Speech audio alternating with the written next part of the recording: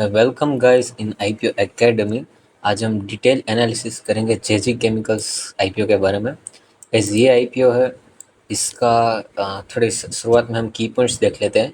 Last में हम decide करेंगे कि इस आईपीओ में हमें अप्लाई करना चाहिए कि नहीं करना चाहिए। अगर करें तो लिस्टिंग गेन हिसाब से या फिर लॉन्ग टर्म के हिसाब से। चलिए गाइस की पॉइंट्स देख लेते हैं। 5 to 7 of March IPO open रहेगा। 221 रुपये की आईपीओ की प्राइस है। BSE NSE दोनों पे लिस्टिंग होगी। रिटेल पोर्शन 35% रखा गया है। 251 करोड़ की इश्यू है, इसमें से 86 प्रोमोटर अपना माल लेंगे और 165 करोड़ फ्रेश इश्यू रखा गया है। 10 रुपये की इक्विटी की फेस वैल्यू है।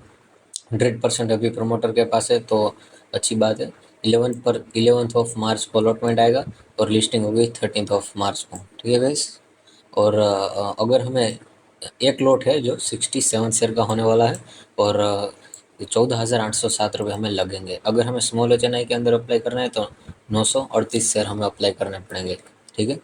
1600 पर सॉरी गाइस 16% का ग्रे मार्केट प्रीमियम चल रहा है अभी।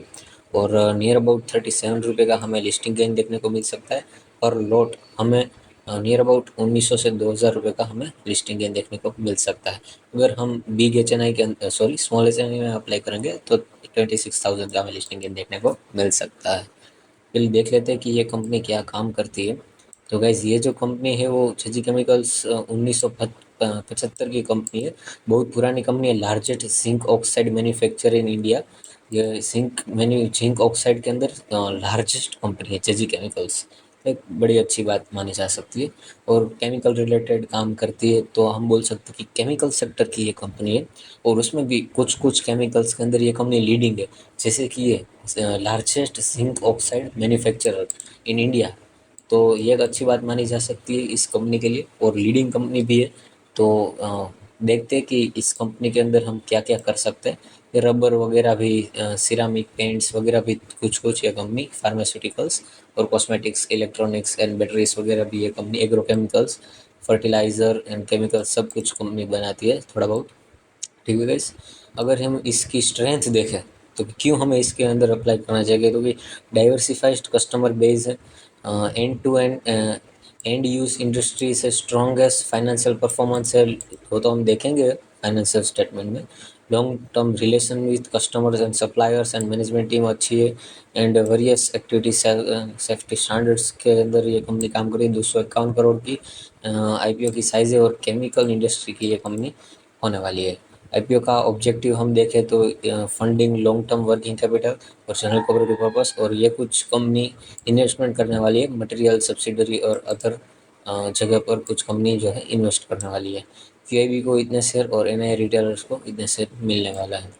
आज का ये सब्सक्रिप्शन स्टेटस है वो हम लास्ट में डिसाइड करते हैं। पहले हम देख लेते हैं इसके फाइनेंशियल स्टेटमेंट को। तो ये जो कंपनी के एसेट्स है, हम देख सकते हैं कि कंटिन्यूअसली ग्रोइंग है।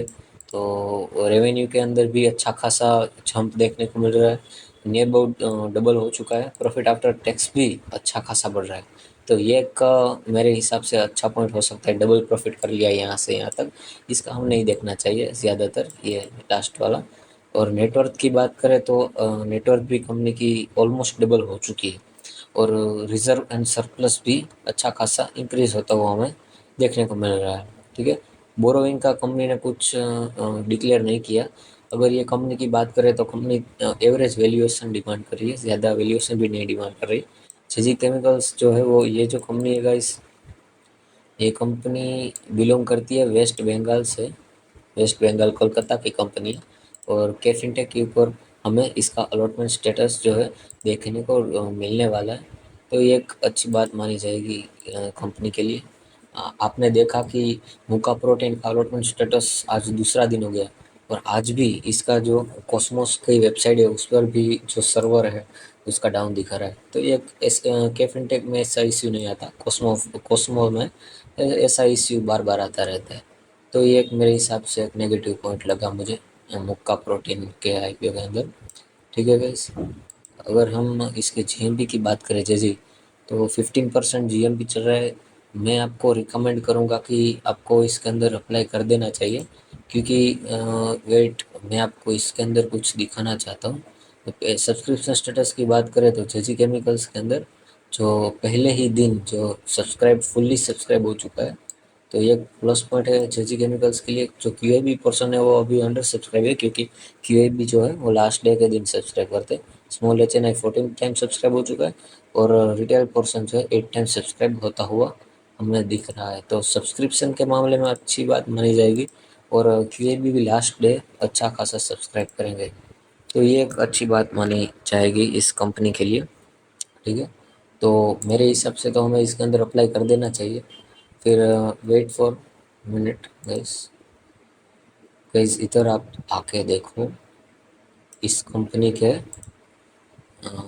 अलॉटमेंट के ऊपर, शेयर अलोकेटेड रिजर्वेशन के अंदर हम नज़र लगाए तो हमें देखने को मिलेगा कि 30% एंकर इन्वेस्टर को मिल रहा है और 20% क्यूएबी को मिल रहा है। तो ये एक अच्छी बात मानी जाएगी। तो मेरे हिसाब से एक प्लस पॉइंट है इस आईपीओ के लिए। तो डेफिनेटली हमें इसके अंदर अप्लाई कर देना चाहिए। ठीक है guys, welcome and thank you very much.